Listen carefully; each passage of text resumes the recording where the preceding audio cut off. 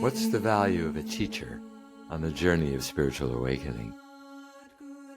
How does being a teacher call on us to deepen and clarify and share our understanding? And more broadly, what's the connection between the relative and absolute dimensions of being, between living as a separate person while knowing ourselves to be everything? Finally, how do we integrate and embody this understanding in our everyday lives? Welcome to the Non-Dual Wisdom and the Pathless Path podcast. I'm your host, Stephan Bodian. I'm a spiritual teacher, a licensed psychotherapist, and the author of Meditation for Dummies, Wake Up Now, Beyond Mindfulness, and my new book, Infinite Awakening, which will be available in May. Today, I explore these and other issues in conversation with my dear friend and colleague, John Prendergast. John is also a spiritual teacher, as well as a retired psychotherapist and the author of several books, including The Deep Heart, In Touch, and Your Deepest Ground. John offers live and online retreats and groups and individual mentoring, where he helps people tune in to the subtle guidance of their own inner knowing. Welcome, John. Oh, thank you, Stephan. Yeah, it's my pleasure to see you. And I just wanted to begin by letting people know that you and I have been friends for over 30 years. And 37 or 38 years. Right. I shudder to admit, but that's as long as it's been, since 1988, I believe. And in that time, we've shared two very significant teachers for us, and I think for everyone, the European Advaita sage, Jean Klein, and more recently, the American spiritual teacher, Adyashanti. Okay, so today I'm going to invite us to discuss how we met, you and I, and our relationship with our teachers as a springboard for exploring the importance of teachers, the path of being a teacher ourselves, and more broadly, the connection between spirit and soul, absolute and relative, transpersonal and personal. We'll see how far we get in our conversation. But I want to ground the dialogue on our own experience. I think very often teachers don't openly admit their own challenges along the path. I think I invite us to do that as we go. And I also want to emphasize that for me, at least, and I think for you as well, teachers have been very, very important. And I talk about this in my book as well. Without a teacher, I wouldn't have awakened and discovered what I have discovered in my years of practice and inquiry. And I have the utmost gratitude for the teachers that I've had. In fact, I try to include a certain amount of reverence for my teachers when I teach at the beginning, and the gratitude is very deep. I often feel moved to tears when I think about Jean or Adyashanti or my first Zen teachers. Yeah, same for me, Stephan. Same for me. Just so much gratitude. Quite spontaneous, quite deep. And it, even mentioning it now, it brings up that deep feeling because it comes from the core of our being. Absolutely. To have that, to be seen, to be welcomed, for that to be called forth, supported, to recognize that within ourselves. I mean, the teacher, for me, it's been absolutely essential. Yes. I understand there are exceptions, and that life is the teacher. But the human teacher has been absolutely an essential catalyst in the unfolding of awareness here. Beautiful. Yeah, for me as well. As you say, life is the ultimate teacher. But the personal teacher, the one we meet in person, who transmits through the quality of their being, gives us a sense that awakening is possible and that awakening is alive now and available to us. For me, and I would never have known that without teachers. It would have been kind of fumbling in the dark, reading things and not seeing it embodied. And in fact, in my own experience, meeting Jean was like that. I met Jean after having been with a series of teachers who turned out to be, how shall I say, misguided. It's a generous way to put it, in a number of significant ways, and who saw me as a student, someone they could make use of in their own project to, glorify themselves. And when I met Jean, what was immediately apparent to me and shocked me, actually, in a very positive way, was that here was someone who did not see me as a student. He was just present, without any expectations, without any projections. And I had never encountered that, even though I'd read about it. I'd heard that it was possible, but here was someone who embodied it. Was that at a talk that you went to, or what was your first encounter Well, with Jean? interesting question. Yeah, I went to several talks, when he was in town at first at the urging of a friend, one of our mutual friends. And then it was really at a retreat, my first retreat at Mount Madonna, and the opportunity to be with him in person and to come up to him and approach him and talk with him and sit with him. And it was just an energetic sense, very clear that this person did not see me through the guise or the filter of any projections. He saw me as I was, simply as it is, and there was just being together. And something opened up in that moment that flowered, of course, into my realization over time. And, this is sometimes called darshan, right? The presence of the teacher. Yeah. Yeah, exactly. So that was where we met, at Mount Madonna. That was the first time in 1988, I think it was. 88. Yeah, you were the editor of Yoga Journal, right. and I was a psychotherapist. I was a therapist and just beginning to supervise, and was soon to teach at CIIS. So our paths crossed. So how about you? How did you meet Jean? How did he figure in your path? What drew you? Well, actually, before I respond to that, as you were describing the importance of a teacher, it called to mind a very interesting experience. I was a TM teacher before that, and I was actually a chairman of a TM center in the mid-'70s in the Bay Area. And I was going to a weekend retreat. And at that point, I didn't really think, even though I was teaching TM, I didn't really understand the importance of a teacher. I thought like a technique and reading and practicing meditation. If you did it long enough and I guess well enough, you would achieve or attain some state. That was my frame of mind. And I remember I was riding to a weekend retreat, and out of the blue, this kind of knowing arose, I need a teacher.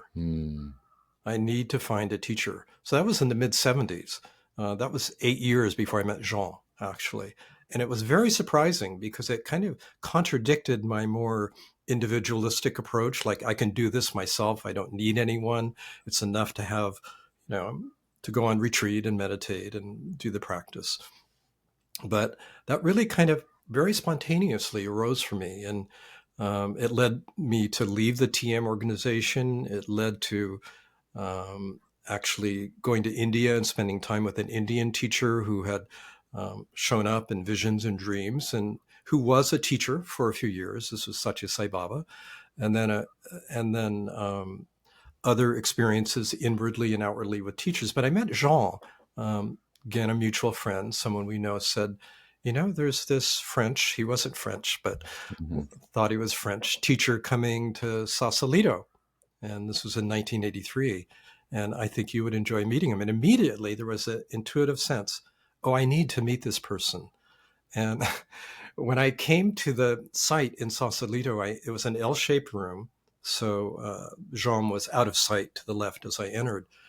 But as soon as I entered the room, my mind became quiet. Hmm. And that was very unusual, Yeah. because Yeah. I tend to be pretty much a thinker. And so I noticed the mind going quiet. So like there was an unusual atmosphere. And when I turned the corner and sat, and was there, he had that thick European accent. He was actually Czechoslovakian and, spoke many languages, and English, I think, was his fourth language. So he spoke in very traditional Advaita terms and subject and object. And I didn't understand a great deal of what he said, but I felt immediately I've met my teacher.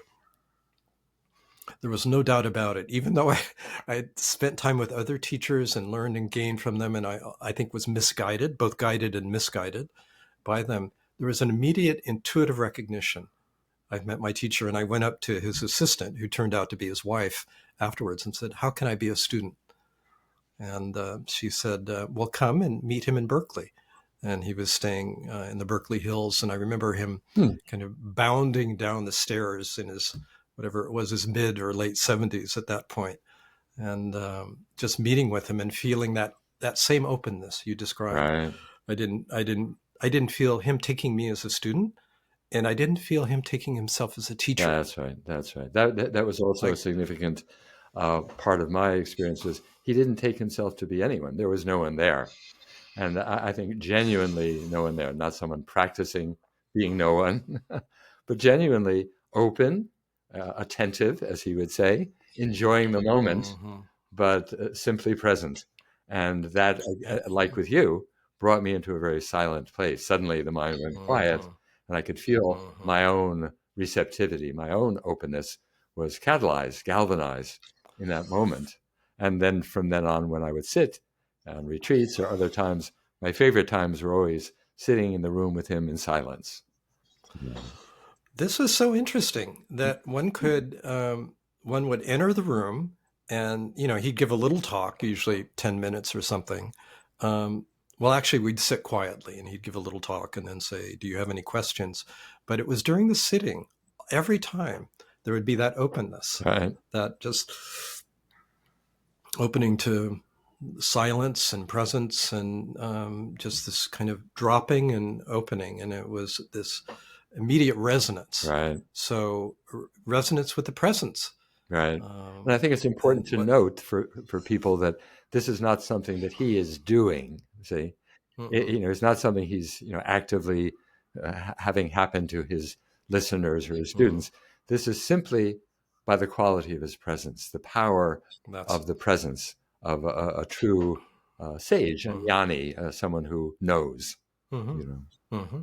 And the words would come from that, and point back to that. And so the dialogues were, and his books, which were really translations of those recorded talks, um, would always point back to that silence in a very rigorous way.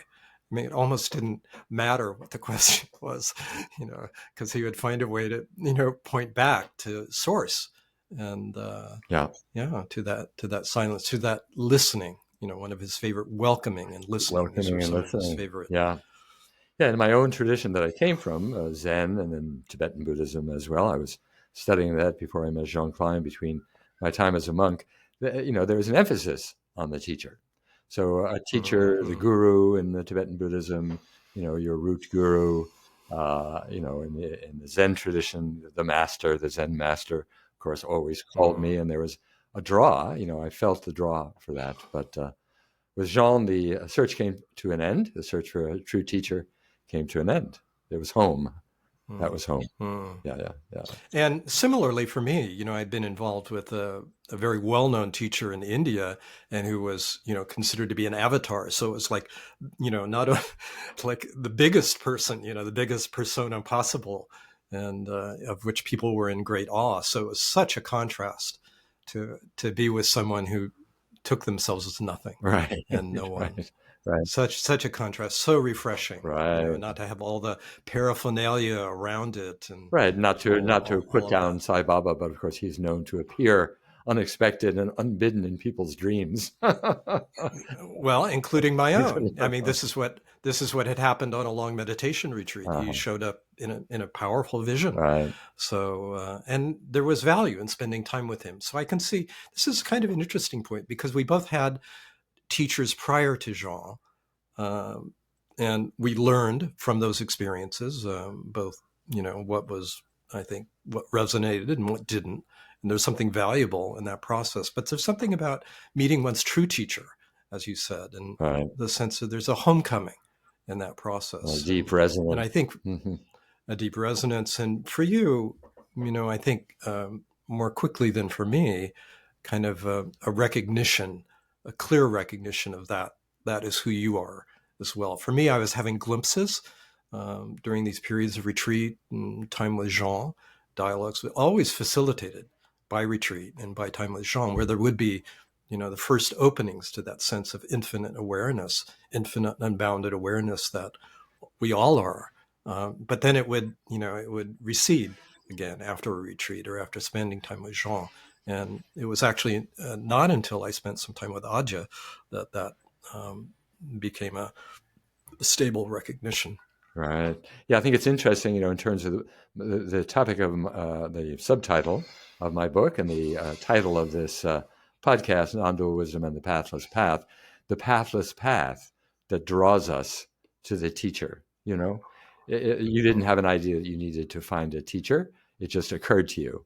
I didn't know that Jean would be my teacher. It just occurred in this sort of pathless, spontaneous, mysterious way that the true path, the pathless path, unfolds for each of us in our own unique way. Very true and very important to, even as one can respect teachers and lineages and teachings, there's something very intuitive and unique in how it unfolds for each of us. And the timing also, it's like there's why that opening kind of ripens at a particular time for someone and not others, and why it's one particular teacher or teaching is resonant. I mean, this is one of the interesting things for me is that I was so taken with Jean when I met him that I told all of my friends. And so they would come and they didn't have the same response. They would say, "Oh, well, he sounds very intellectual." Right. It wasn't, they didn't, for most of them, they weren't struck Well, in the frankly, same when I particular first way. came to listen to Jean as a Buddhist, for all those years, some of his terminology was very strange and a little off-putting. And in fact, Mm-hmm. the general vibe around people who were so reverential towards Jean, I thought this is a cult. At first, I thought, who are these people walking around and kind of blissed out? Buddhists don't walk around blissed out necessarily, but. After I really started listening deeply and again Mm-hmm. dropped into the silence, it all became apparent. But at first, the words were a little off putting. They were kind of, I would Mm-hmm. say, opaque. Mm-hmm. So, in terms of those who are listening to us, to take a little time with a teacher, give them time, often to look at the people around them and how they behave, and go deep and discover for ourselves what is really true. And I hope we can talk today a little more about how one does that and where that figures on the path. I mean, you have written extensively on this topic of how to attune to ourselves and to our deeper Mm-hmm. knowing. I hope that we can Mm-hmm. spend a couple of additional times together, conversations talking about your books. But for now, I think we'll go into that a little bit. I would like to do that today as well. And Mm-hmm. it brings up to me to talk about this. For me, the one of the great mysteries of spirituality, non-dual spirituality, is the mystery of the absolute and relative dimensions. Mysteries because I haven't worked it out. I have no idea. I'm still discovering all its complexity and its richness and its paradoxes and contradictions. And I think this issue of how do we attune, I think, points to that paradox, to that paradoxical relationship, and historically, of course, this distinction, what is called the two truths, absolute and relative, universal and individual truths, is common to Mahayana Buddhism, which includes Zen and Tibetan Buddhism, and to Advaita Vedanta. In fact, Advaita and Mahayana Buddhism were intimately intertwined historically around the early centuries after the Christian era. And that sense of I am also a person and I am also everything. I'm, a someone and I'm no one. I have this individual manifestation that expresses itself in different ways. I have particular likes and dislikes. I'm drawn to particular people and teachers and not others.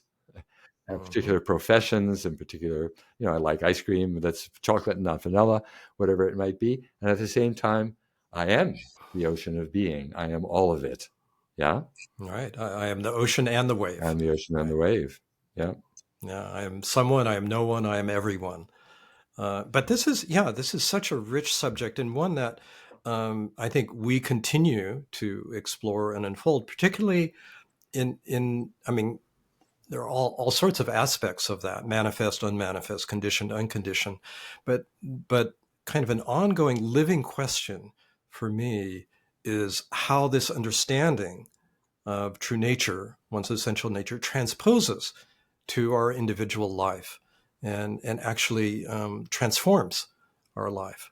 So like it's one, this whole, if we could boil it down into two things, kind of the awakening and transformation process and how intimately interrelated they are.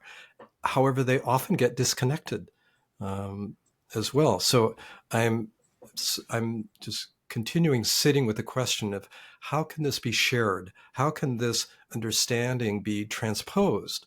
And how can it be received in a way by the one who is unfolding in their understanding where it's visceral? Yes. Where Yeah. it is really impacting their life, that it doesn't remain on a conceptual level, because that's so common. And while there's value in intellectual clarity, the real importance is how does it transform our lives. I totally agree. That's something that I'm very attuned to when I'm teaching, and really feel deeply about making that possible for people and helping them be able to transpose. Beautiful word that Jean used to use quite a bit as a musician, a musicologist, to transpose from one key to another, to transpose from some intellectual understanding into a deepening of a heart understanding, into a lived understanding, moment to moment, not just on your cushion, but with the guy in front of you in a traffic jam, or, someone at the line in the grocery store, or to your loved ones. How does this manifest? How does this transpose? And I think that's an ongoing issue that we all, I feel in my own life, that's what I'm called to do. I mean, the awakening, as I know it is for you, is very clear, but then how to express it moment to moment, how to stay true to it from moment to moment. To be congruent with it, to live in a congruent way, to live in an authentic way, to live in an honest way. Right. And so there's so many places we can go with this conversation, and we will, I'm sure, and we'll kind of circle back.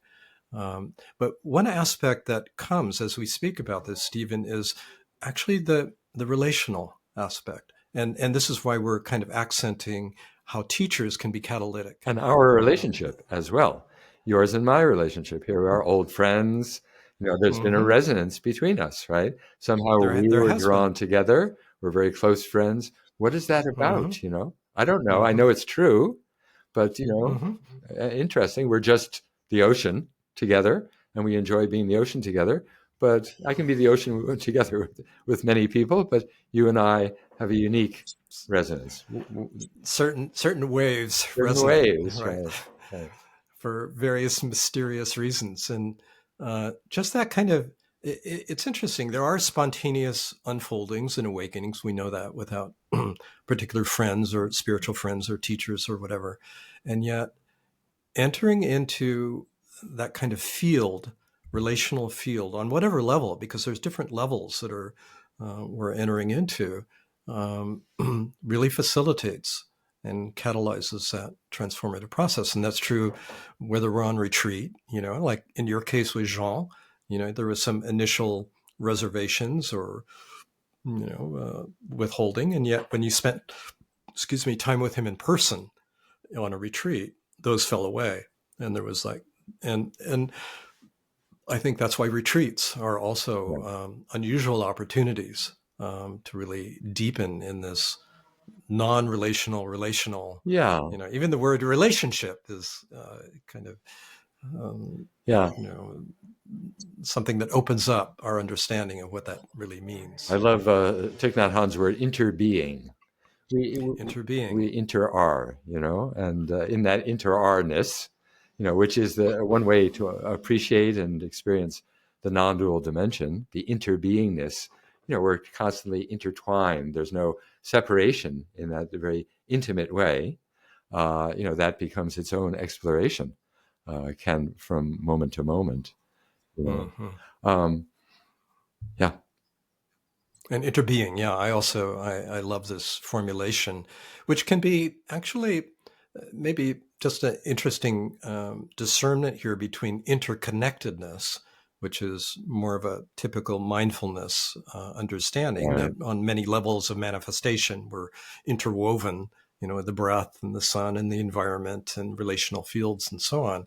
The small we space, I would call it, or the conventional we space, and interbeing, which is a kind of sense of shared essence or being, the knowing that what we're most deeply grounded in is really shared by all beings, and which is really the heart of the non-dual realization. Exactly. And then the ongoing experience becomes this, again, the ocean moving through and around, and we are the ocean. And, there's this sense of just simply interbeing. Yeah. It's interconnectedness gives a sense of separate beings interconnected. But interbeing is, again, I think points to the ocean rather than to the waves. So, one thing in terms of this knowing, that I wanted to ask from my own experience is that, you have talked about the, resonating and having this inner knowing. You've written several books that are, again, about attuning at an energetic, one could say physical way in the body, energetically. Subtle somatic. Subtle body, but the body. And in my experience, in fact, for the most part, my knowing has always come more directly, not intermediated by some, somatic experience. It's generally more like, there's a not knowing, and suddenly everything falls into place. It's like, yes, that's it. Whereas, and one of the reasons is, I think, and this brings up a kind of a deeper question for me, is that, as you know, I have a lot of allergies, a lot of environmental sensitivities, which affect my health, affect my mind state, affect my mood, affect my energy, affect my sleep. And this is not unusual. There are a lot of people who have this similar conditions. And so it's a kind of static in the field, I would say. So it's very difficult to read beneath that and find these subtle signs and signals that you talk about. And so it's never been a path that I felt drawn to, and in fact, it invites the question, when do you pay attention to what's going on in your body? And when do you just, rest in being and let everything be the way it is and not take it to have meaning at all? Do you understand that question? Because I tend to lean toward, in my own experience, opening and allowing everything to be as it is and resting in being, which includes everything. So there's an all-inclusive quality, but not so much focusing on particular sensations or particular inner, attunings or whatever it might be. And in that openness, something will arise, but it isn't so much focusing on the inner experience the way you do. So I'm sort of interested in that, since you have taught this for so long, and your response. Yeah. Yeah. Well, I mean, that's true. That's where Mm. probably our teaching styles differ, uh, and based on our own experience. And as you said, there's because of those sensitivities that you have, which can be sometimes quite extreme. There's noise in the system on that kind of subtle physical level, and so it would make sense, that you would experience it this way. And this is the most direct way of knowing, is unmediated by any of the senses, by any feeling, even by any concept. It's a direct knowing, which is actually the definition of intuition, inner knowing, knowing within. And certainly that's very alive for me as well. And that was true when I would sit with Jean. I mean, in that kind of just entering into the field, knowing he was my teacher, that was not mediated by any sensation.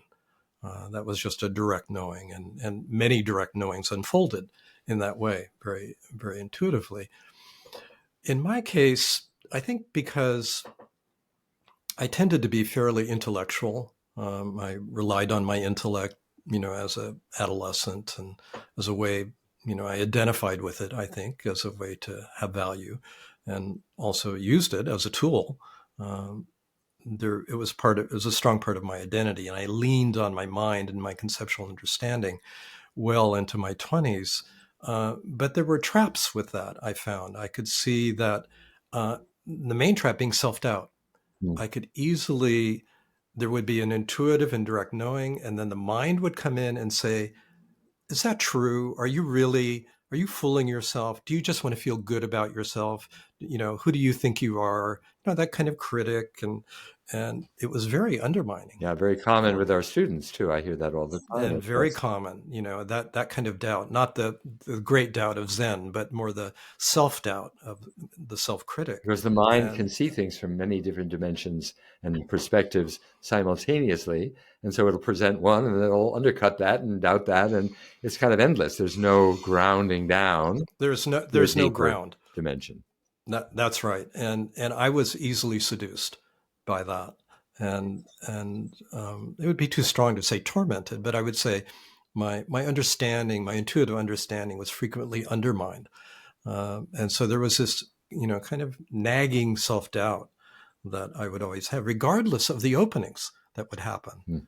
Hmm. And so, and this is where Jean was very helpful, actually, and actually where, he did work with the subtle body. And this was that was one aspect of his teaching, was the body approach, as you know. And we would spend, a good, I don't know, both mornings and afternoons, kind of tuning into the body and looking at our relationship to the body and the subtle body. And, in the early years, he would actually walk around with his students and slightly correct their posture. And there was once, and it was the retreat before you came, it was in 87, a small group of 30 of us. And I was sitting in a particular posture, and he walked up behind me, and I just felt him brush his finger up through the back along my spine behind my heart center.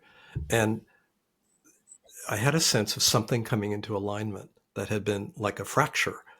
And that night I had a dream that I had a worm come out of my ear, and I saw that it was self-doubt, Ah, beautiful, beautiful. you know, and that was the beginning of being able to see doubt as doubt. That's And I a need worm in the ear is a beautiful, a beautiful symbol for doubt, isn't it? an An earworm. earworm, yeah. So, Uh-huh. as the doubt diminished, I also found, I discovered, and this was actually, I write about this, and this was in my work with clients, and this was happening, yeah, before and while I was with Jean. I would notice as I was sitting with my clients that I would have particular resonances in my body, where they would start to talk about a feeling. I could have a sense of the feeling, whether, let's say, it was grief or rage or whatever.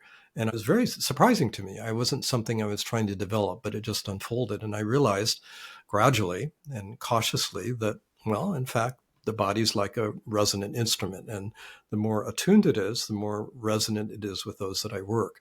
And so learning that, I also noticed that my body would be resonant with the truth and dissonant with untruth in a subtle way, in the sense that my body would kind of open up and my subtle somatic experience would kind of open up and light up when people would get in touch with something that was true.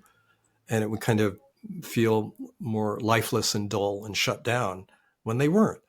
And so I realized, there's a sensitivity here to something very deep, and not only to personal authenticity, but then I realized, to essential authenticity, as people would kind of deepen into their recognition of what was essential. I could feel myself lighting up in even a deeper way. So it was like, that was very surprising to me, to realize that there was that capacity. So it just unfolded naturally to realize that this particular instrument has unusual sensitivity, both to resonance and dissonance, to authenticity. And that was a tremendous relief for my mind, because, as you say, the mind can look at things from almost any perspective. But I could just sense, in a way, if someone was aligned in a deep way or misaligned. Yeah. And I learned to trust that. And I think it's and I use that in my teaching. You use in your teaching. Yeah, I think it's important for people to know that, awakening doesn't happen through the mind. I think there's still this misconception that somehow the mind is going to get it. I think people, need to know how important it is that it be a whole body, a whole being. Awakening is a whole being experience. It takes you and discloses itself to you, and in the process ultimately transforms you. But it's not something you're going to get with your mind. And even those who have heard this many, many times, because we're so accustomed to figuring things out, I think awakening then becomes something we need to figure out. And this is a kind of elemental point in a certain way, but I think a really important one, because so many people very important are still stuck there. And people who come to me will be very clear at the conceptual level, do what I call the Advaita speak or Advaita logic. It all makes sense. Even some teachers are prone to that. But do they really recognize with their heart and whole being? That's a really important question.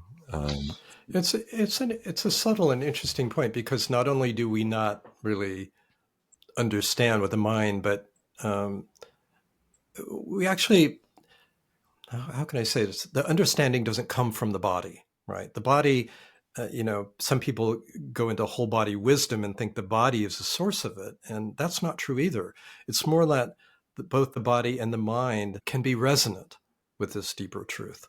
And and so for some of us, that kind of intellectual clarity can be an important step, in the mind actually realizing, I can't grasp this. Right. Right. As Jean would say, the mind must see its own limits. And I almost always start, my retreats, including that insight. So it's the importance of not knowing. Yes. And the value of conceptual clarity. It was interesting. I mean, reading Jean, coming back to his teachings, reading his books of his dialogues was really helpful in clarifying my mind. Really kind of letting go of a lot of concepts, and including the idea that I could get it with my mind. Sure. And Jean used to talk about geometrical representation, by which he meant, at least in part, the conceptual understanding, which then allows us, there has to be an alignment, I think, with all the different parts of the body. Ultimately, that alignment is what yields the full ripening of the awakening. But I think conceptually understanding it, these are what pointers are about. I often say to my students, I hope you'll leave knowing less than when you came, but the mind can point you, or as he would say, point you to the precipice, and then you have to fall off,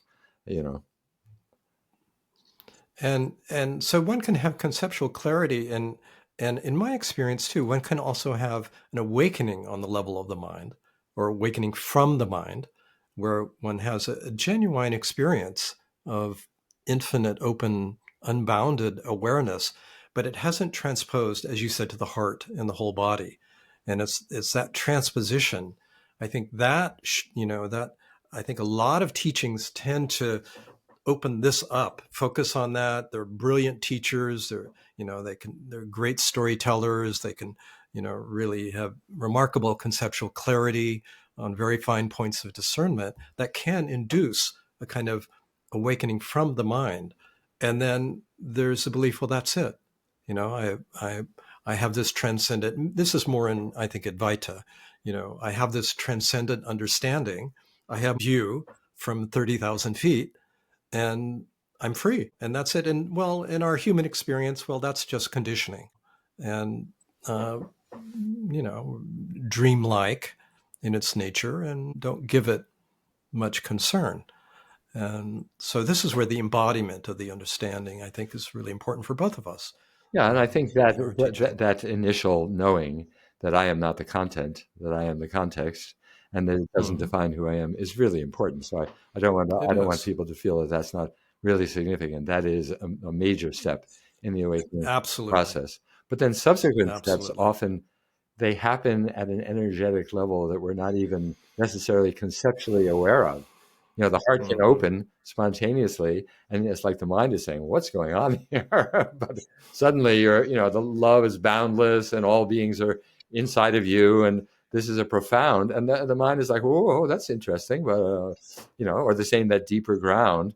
It's like something has shifted, and you don't know what it is, and you don't know how that happened, and it happened at a more existential level, Mm-hmm. and Mm-hmm. so it's a mysterious process. Awakening and Yeah. embodying is an ongoing, lifelong Mm-hmm. process, I would say. Yeah, Yeah, and it unfolds in unique ways for people, and so to be to be systematic and hierarchical about it is also an error. So we're back to listening. What is and kind of your question before, kind of circling back to um, how much attention to give to that's right. phenomenal experience, even if it's subtle phenomenal experience. Is it enough to rest back and trust in that unfolding? Right. When does one give attention to something?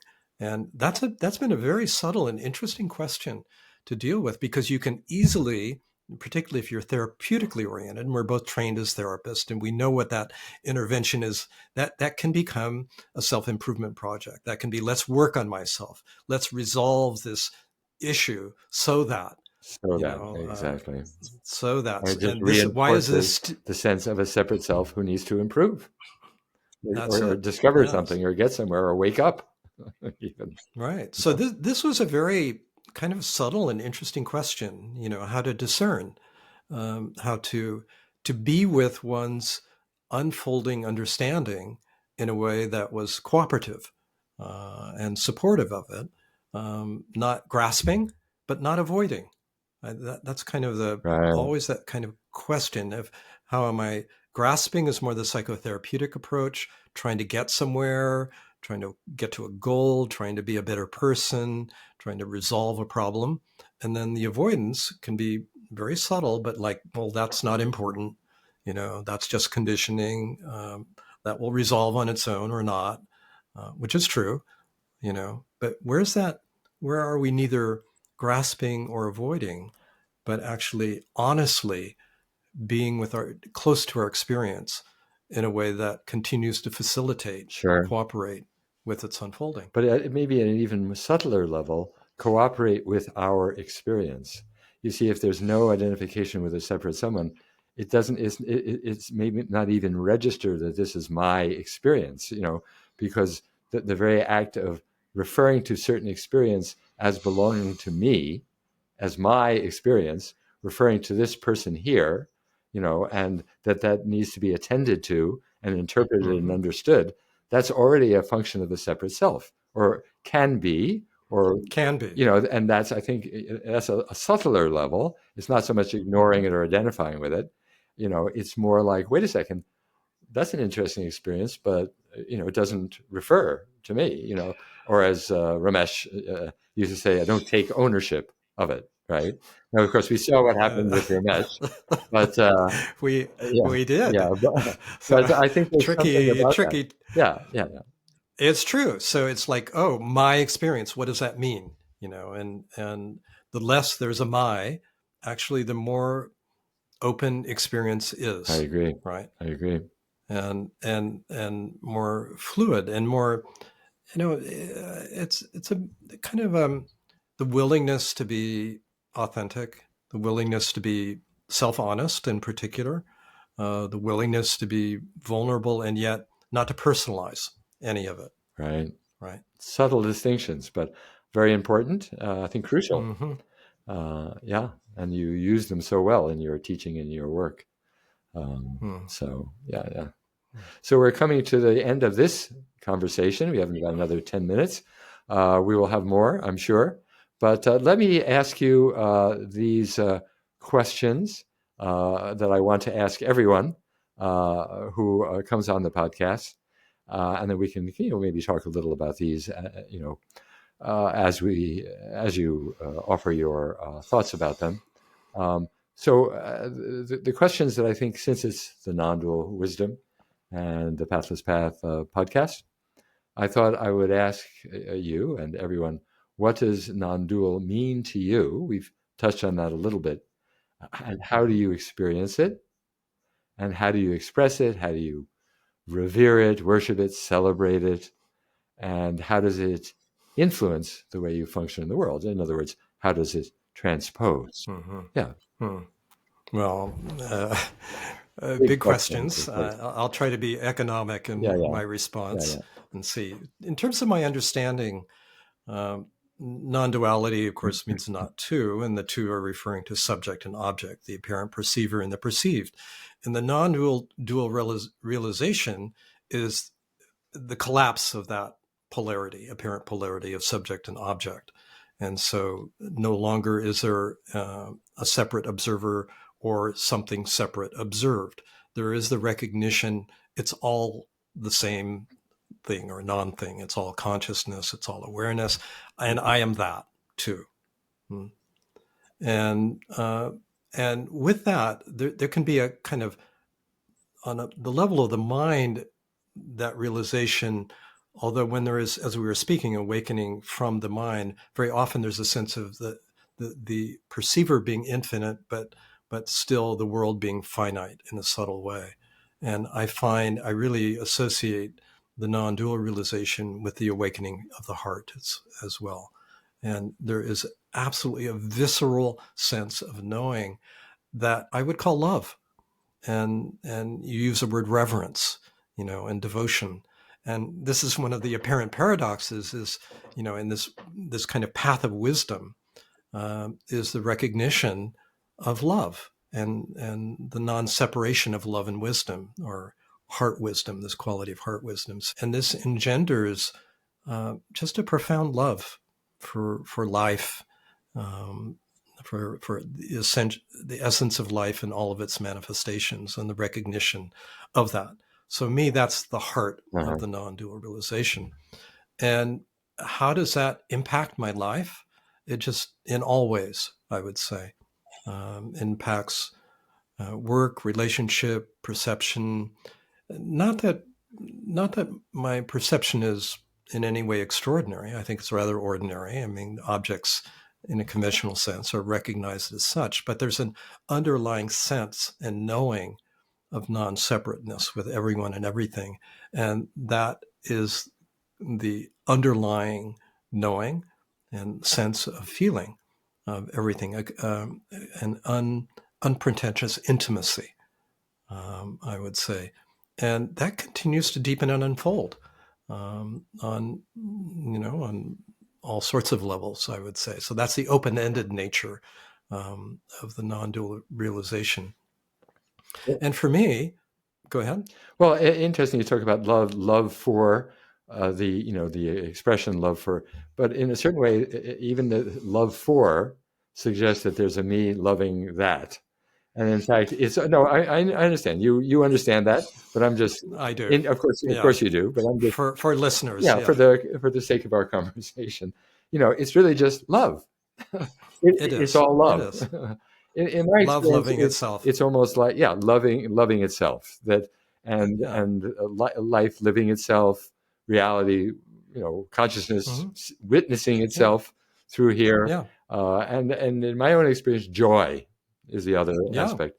Joy, the Hmm. joy of being, Hmm. which Yeah. expresses it. And yeah. And sometimes that joy is accented at certain points of, um, for whatever reason, contemplation of beauty or, uh, so it tends to be a more kind of quiet joy, a deep contentment, that ananda quality of Satchitananda. Um, and it is interesting. It's like this non-dual devotion, Right, right? It's exactly. like there's not someone loving something, and yet there is this deep devotion and reverence. And this has been interesting to kind of try to find some language or imagery that actually captures the knowing feeling, the felt understanding of this experience. Yeah, And so, and so sometimes devotional language is feels appropriate, and that's why, I find myself very comfortable with devotional approaches and people who are more heart oriented in their in their orientation to life and to love God, so to speak. This is for me that kind of loving God language is very, very resonant and natural. right. So, Absolutely. Yeah, the Sufis say, God was a hidden treasure and wanted to be known and loved, hmm, and so hmm, created human beings as a vessel or vehicle to hmm, love himself, itself, herself. hmm. So Feels true. feels true. Feels very Absolutely. true. Absolutely. Yeah. So, was there another part of your question that Let me look at my cue I sheet didn't here. respond to? uh, yeah. What inquiry questions and pointers do you find most evocative? That was the other one. For yourself. Of course, other people, students have their own that resonate. It Yeah. it does, and hmm. Yeah, because with students, it depends where they are in their process and certain questions. And I do inquiry is a very important part of my teaching for people to find their living question, um, and there are many that I have sat with and have been valuable. I don't know that there's any in particular that I sit with anymore. Um, for a while it was like, what is life asking of me? Like, not what do I want, but what is life asking? But I can't say that that's really um, a formal question anymore. Anymore. Yeah, there's more just a kind of being open and listening and following as best I can to what feels like an intuitive direction to my life. And so there's a trust in that, um, a trusting of this natural unfolding. And I think that just continues to deepen. Just keeps Um, presenting itself. Yeah. and to that point, maybe just a final point here, and we can talk about this in another session, Stephen, but this is kind of where teaching itself is a learning experience, where increasingly in that trusting, there's an openness to not knowing, to being empty, to have nothing to offer, to nothing of value to give, nowhere to go, and to really trust and rest in that when in the role of the teacher, Yeah. and when outside of the role as well, but not to be anyone, to be, I guess, the willingness. Um, Here we get to the core here: the willingness to be absolutely no one and nothing, just again and again. If I see residues of that, just that willingness to be no one and nothing, and how that emptying, that willingness to be empty, Right. allows for a natural, very natural filling and movement of Yeah, life. I totally agree, and I agree that is one of the ways that teaching is the teacher. It invites, in my experience, it invites me to be Mm-hmm. emptier and emptier and emptier and Mm-hmm. emptier. You know, Yeah. So I think that it. any identification with being a teacher, with knowing anything, Mm-hmm. and Mm-hmm. yet Mm-hmm. valuing that presenting oneself in that way, authentically, is in itself the teaching which is so paradoxical. Nothing to Mm-hmm. teach, and yet teaching happens. Mm-hmm. That's one of the things I wrote in my transmission poem to Adyashanti. Nothing to teach, and teaching happens. So yeah, absolutely. Well, wonderful. Let's explore this again. I think the question, which we haven't fully explored, of how is teaching a teacher, which you and I have referred to in our conversations in the past, I think would be very interesting for people. Mm-hmm. And then we'll explore more the content of your books, which I think is just so beautiful and helpful for people. So thank you so much, my friend. Good to be together. And we will talk again soon. Okay. Again soon. Take care.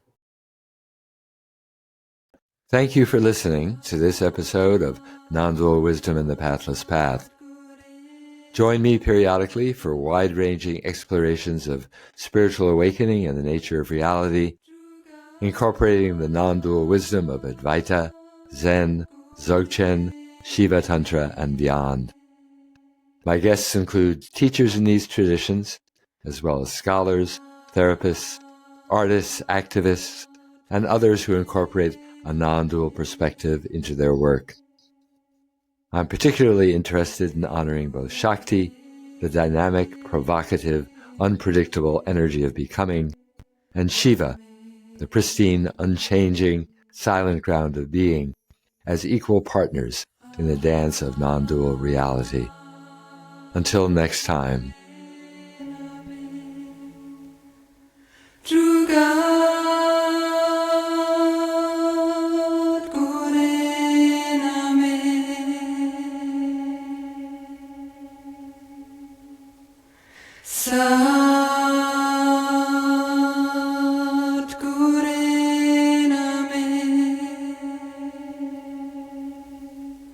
Siri Guru Deve